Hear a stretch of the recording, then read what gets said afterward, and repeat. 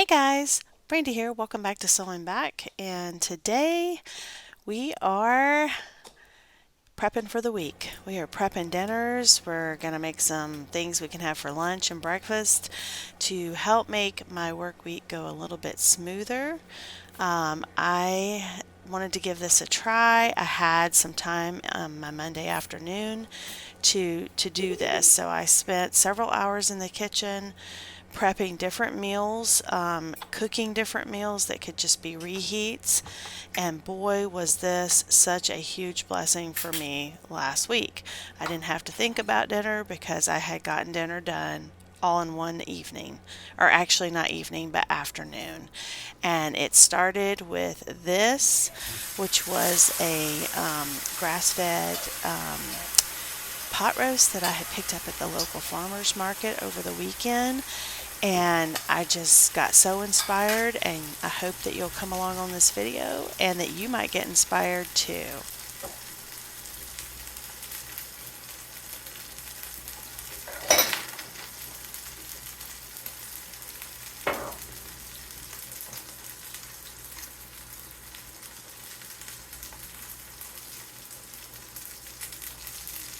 I have found when you get grass-fed, grass-finished beef and you buy it, even if you buy it pieced out, or if you buy it, a quarter, half a cow, or the whole thing, you have to learn to cook the meat a little bit different on these types of cuts. So low and slow braising is kind of your friend. The other thing is you want to have an acid to help break some of this down, so that you can get a more tender finish on your meat. So one of the things I put on there was I used my fig. This is the aged balsamic vinegar, and I went with a fig. You could do what you want, but this one is really good with beef. We have found we really like it. And so I put that on there. I added a little Worcestershire sauce, some salt and pepper. I seared it on both sides, and I have kind of got it going. It's boiling just a little bit. I'm turning it down. And my next thing is I have a rutabaga I'm going to peel and dice up and cook in here because it can handle a low, slow cook. And I'm also going to dice up some onions and some of my fresh garlic from my garden. And then we're going to put this into a 325-degree oven for many hours and let it just cook away. And I'm planning to serve this. I think I'm going to do some little smashed potatoes. I had picked up some of those little potatoes, organic potatoes I had at Costco. So I think I'm going to roast those in a little bit and then smash them. And I hadn't decided, and then take it, whether I take the smash and make a mashed potato or we just have them smashed. I haven't decided yet. But I have time because this is going to be low and slow. So I'm going to go ahead and get this rutabaga peeled and then get it cut up and put in here. I'm debating on whether to put some carrots as well. I have some baby carrots I had picked up, and I didn't finish using them all, so I think I might slide a few of those in, and some onion, and like I said, some fresh garlic. I'm going to put my lid on, and I'm going to let this go. This is a braising pan, and let it go. And we're going to have that for our dinner. And I bought some nice salad greens from one of the farmers that I like to support when I go to this farmer's market. So it's a spring mix, so I have that, and I got some of his radishes. I have my own tomatoes and cucumbers and bell peppers, so I'm going to make a really nice salad. And that's what we're going to have for tonight for dinner. So, but I thought today I would bring you along as we did this. This is Monday. It's a Monday evening, or actually Monday afternoon, not evening, but it's Monday afternoon. Getting all this done, and I'm going to do some prep work for the rest of the week for some meals. I have peppers I want to slice up.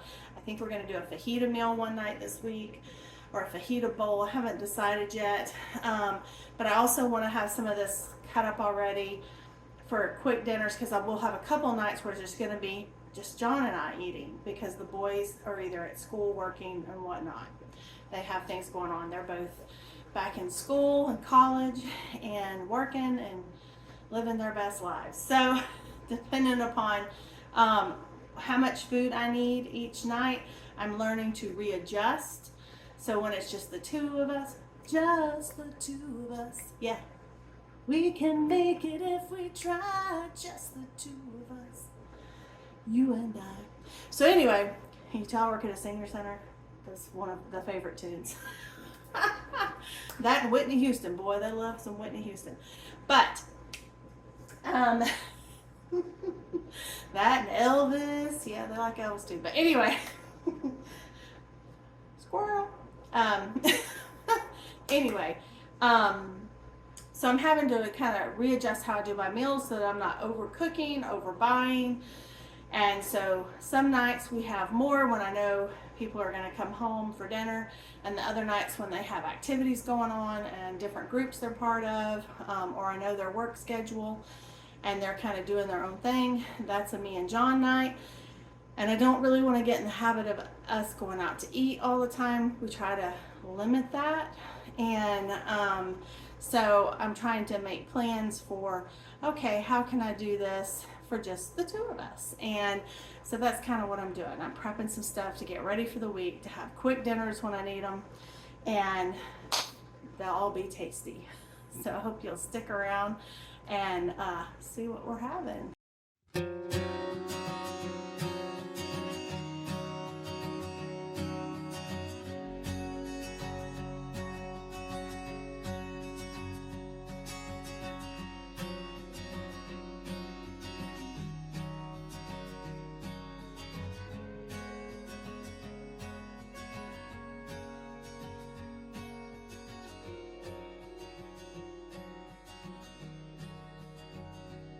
What I'm doing here is my favorite infused olive oil. It's cilantro, roasted onion, and I get this at Olive Tree and Vine in Bartow County. But it comes from Veronica Food Company out of Oakland, California. So a lot of times in these small towns, you'll see these little balsamic shops. It may be Veronica's Foods. If they do, they carry all these different flavors. If not, you can look up Olive Tree and Vine because she does ship around the United States. But this is hands down my favorite infused olive oil. So I'm gonna take a little bit of this and I'm gonna put it over my peppers here. And I'm gonna take some of my Mexican Fiesta seasoning. This is a seasoning you can get from Azure Standard, but honestly you could use taco seasoning. You can make your own, whatever you wanna do. But I'm gonna put a little bit of this on the vegetables, a little bit of this oil. I'm gonna seal it up. This is going in the fridge. And guess what? That'll be dinner for another night this week. And to get a protein for $4, because it was buy one, get one free, for $4.29 was a whole lot cheaper than what I paid for the whole chicken that I purchased yesterday. I won't forget to get out the chicken next time out of the freezer. So catch those things on sale. You can get them a whole lot cheaper at like Costco and places like that. I was really surprised by the pricing at Aldi's. For the people who say they're such a great deal, I don't think so anymore. I really don't. I think that their packaging has gotten a whole lot smaller, and their prices have went way up. So I'm not saying that everyone's not feeling the pinch, and I understand that it's going to get spread to us. We get to pay for it twice in our taxes and the grocery store yet again. It's kind of frustrating and really tough for a lot of people. So try to find those little things, those trick things you can do. Honestly, if I knew I was going to pay that much, I would have rather used, believe it or not, it can make a good soup, is canned chicken. You can do it. And I actually had some on my shelf, but I didn't even think about it at the time. So some of those things can be really good ways to stretch your budget. So keep your eye on those good deals. Try to get them where you can. Try to rotate through that stuff through your freezer. Try to have a menu plan. I have so failed at this since going back to work. I've got to continue to work on that a little bit better as we head into fall. And but anyway, this is how easy this meal is. So that one is prepped. I have leftover chicken soup, which will probably be our Wednesday night meal, because I have choir practice, so I won't be here to cook. So that's just easy. I'll probably do that and grilled cheese sandwiches. And not sure what else I'm gonna do. I think I'm gonna do something with, I've got a lot of eggs. The girls are still laying pretty well. and I've got a lot of zucchini, so I'm thinking about maybe doing like a frittata, maybe doing something like that. Whether we eat that for dinner or we have that for like lunch and stuff, we'll eat that breakfast, lunch, or dinner. So I think I may do that. So I'm gonna finish cutting up my peppers.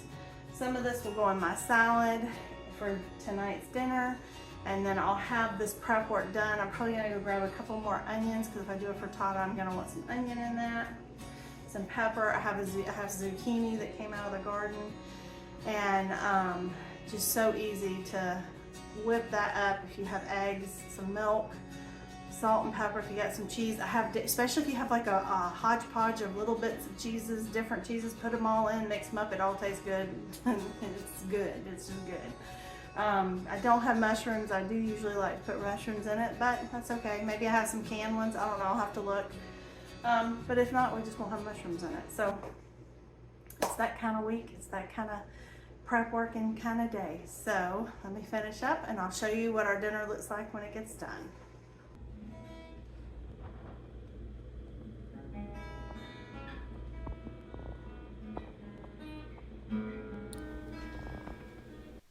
So guys, I did decide to go ahead and make the frittata, and this is just a no-brainer, super easy. You can take whatever you find in your fridge, throw it together. I had a lot of different things coming out of the garden, including some fresh basil I put on top.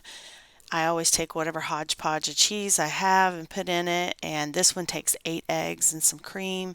You bake it up and it's delicious, and it's good for any type of meal. It's also good to take, you know, if someone just had some sickness in their family or a new baby or something, it's a great meal.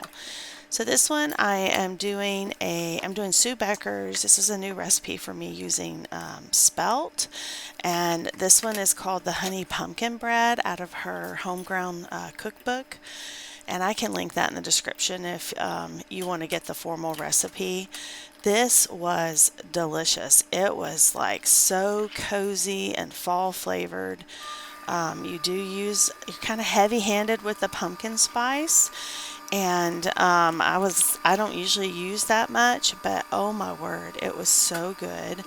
And our family pretty much devoured it over the next several days. This was our breakfast.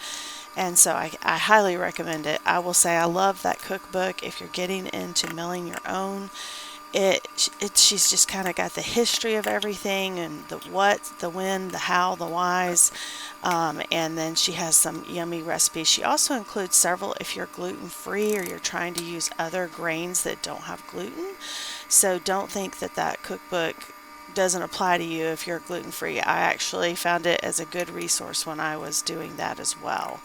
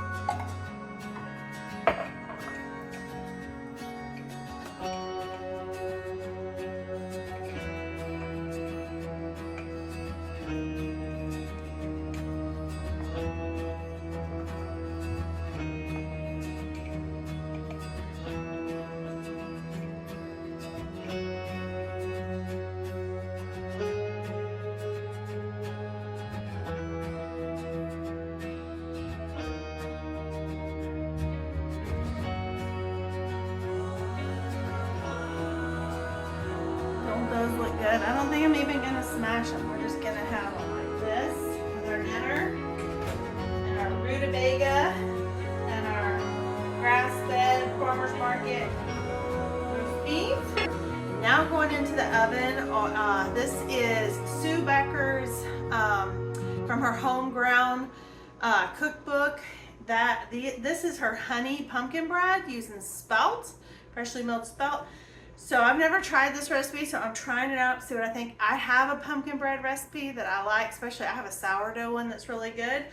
But I haven't been making sourdough. So I just took my sourdough you saw out of the refrigerator and I gave it a good feeding because I actually had a couple subscribers ask me about doing a sourdough loaf in the Zoarushi, and so I have not tried that yet, so that's something that I would like to work on and see how it goes. I told him I would practice it and would see how it goes, but I need to feed my starter. My starter's been in the fridge for quite some time, so we'll be doing a few discards and things over the next couple of days to get that going. But honestly, it had a good elasticity.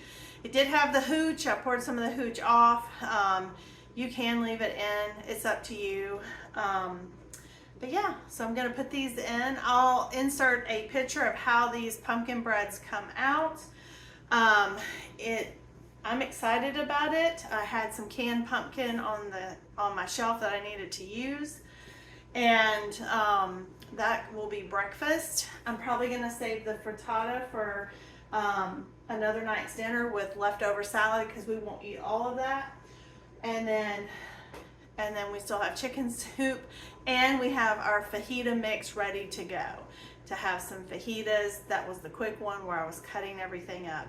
So I got all that done. I think I started around 3:30 this afternoon. It is now 7:30 p.m. We're fixing to eat, and I had a productive day. I also made some tea. I know you can't see it up here, but I did. I made some tea, and so Anna picked a few vegetables out of the garden. I took some of the discard to the chickens. I checked on my plant starts in the greenhouse that I started the other day. So yeah, I'm tired. I've been going since about 6:30 this morning. So I'm ready for dinner. I'm ready to settle down and relax for the rest of the evening. All I have to do with the pumpkin bread is put it in, bake it at 350 for an hour, and I'll pull it out, let it cool, and we'll have some of that with some yogurt for breakfast. And yeah, and depending on how many leftovers we have, I'll decide how I want to do lunch. I'm thinking if I have leftover, I may do I still have half a loaf of freshly milled bread that I did my Zoarushi yesterday that we didn't finish out, so I'm thinking about slicing that up and putting some Dijon mustard and some of the roast beef pulled apart on it, and us have that for our lunch tomorrow. So I feel like this was a huge success. I feel like I'm starting to find my rhythm and things, and that feels pretty good. That feels pretty good. So I'm very thankful. I hope you found this beneficial. I will link, I'll link some of these. I actually have a video on how to make the frittata, so I can link that in the description.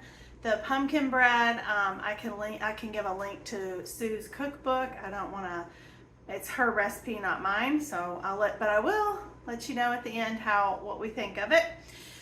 And but I can link my pumpkin bread recipe, my sourdough pumpkin bread recipe, in case you want to give that a try. If you have been on a sourdough journey, it's a good one to have. You can use discard, so it works pretty well. But with that, I thank you for being here, and don't forget, comment below, what do you hate about getting older? For me, it's opening things. It is such a struggle for me. So what is yours? What is your thing that is, as you get older, you find more challenging? It's funny, if you would have asked me in my 20s about getting older, I would have said having patience with my kids. And it's funny how you grow as they grow, and the different things change, and that now it's physical things, you know. So anyway, thank you for being here, and I will see you in the next one. Bye.